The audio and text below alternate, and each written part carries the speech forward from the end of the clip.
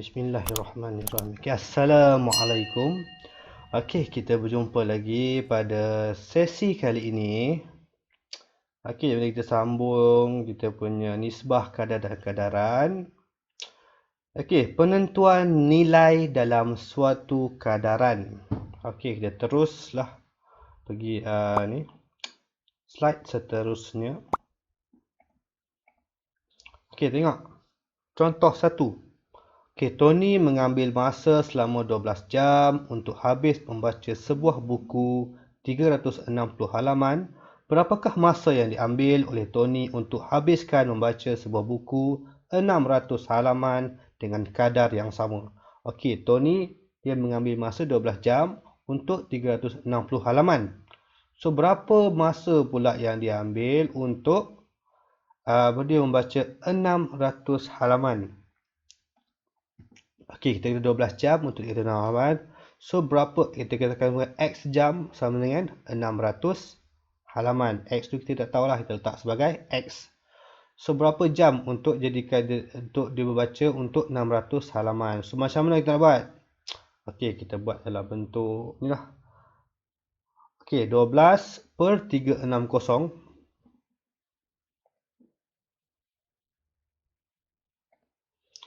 So, sini 12, sini 360. Okey, macam kita nak tahu dia berada di atas ataupun dia berada di bawah. Kadang-kadang kita di atas, kadang-kadang di bawah. Tengok pada X. X mesti berada di atas untuk memudahkan kita kira. So, X ke atas. So, yang atas kali ini adalah 12. So, 12 di atas. So, 12 per 360 sama dengan X per 600. Okey. So, kita nak tahu X. Nak tahu X, 600 ni kena bawa pergi ke sini. Kena bawa pergi situ. So, sini X bahagi 600. So, bila bahagi, bawa sini dia akan jadi darab. Dia akan terbalik kan. Bila tambah akan ditolak. Tolak akan jadi tambah. Darab akan jadi bahagi. Bahagi akan jadi darab. So, sini bila bahagi akan jadi darab. So, akan jadi, kita boleh katakan X sama dengan 12 per 360 darab dengan 600. So, dapatlah 20.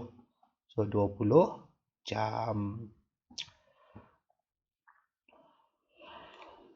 Okey, seterusnya. Contoh yang kedua. 4 botol jus apple dijual dengan harga RM24.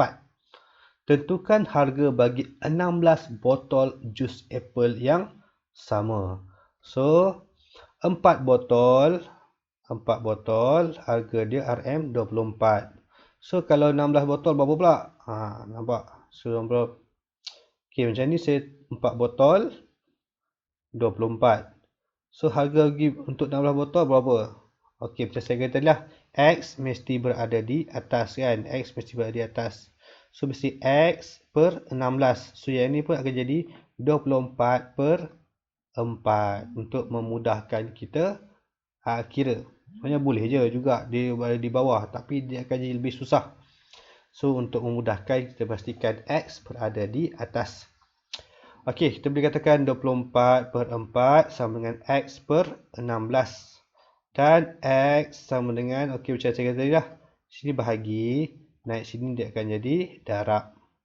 So, 24 per 4 darab dengan 16 akan dapat RM96. Okey, unit jangan lupa. Biasakan tulis unit. Okey, contoh yang ketiga. Okey, sebuah motosikal mengambil masa 30 minit untuk menghabiskan satu pusingan sepanjang 60 km. Berapakah tempoh masa yang diambil untuk membuat sebanyak 6 pusingan? So, 30 minit, 60 km. Berapa minit untuk jadikan 6 pusingan? Dia tanya 6 pusingan. Kan? Tapi sini dia bagi kilometer. So, kenalah darab dengan 6 darab dengan 60. Untuk kita tahu berapa kilometer dalam 6 pusingan tu. Kan? Satu pusingan 6. So, kalau satu pusingan 60. So, kalau 6 pusingan, darablah dengan 6. So, dapat 360 km. So, berapa minit untuk kita pusing selama sejauh 360 km. Okey, sama jadi X mesti berada di atas. So, X per 360. Jadi, minit pun per kilometer. So, 30 per 60 sama dengan X per 360. So, macam tadilah. Sini bahagi. Kita buat di atas akan jadi darab. So, 30 per 60 darab 360. So, akan sama dengan 180 minit. Okey, boleh lah. Faham lah? Guna ni ikut dia punya cara kerja ni, insyaAllah kamu boleh buat. Okey. Okey, sampai di sini saja sesi untuk kali ni. Okey, jika ada sebarang pertanyaan, boleh terus PM cikgu. Okey, nanti kita akan bincang sama-sama. Okey, jika dah faham, mohon buat latihan yang cikgu sertakan dalam description dekat bawah ni. Dan jangan lupa muat naik di Google Form untuk markah dan kehadiran kamu. Okey, kali ni harap-harap ramailah yang akan jawab.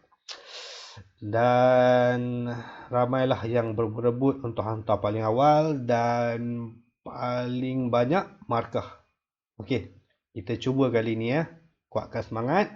Dan sampai di sini saja. Assalamualaikum. Terima kasih.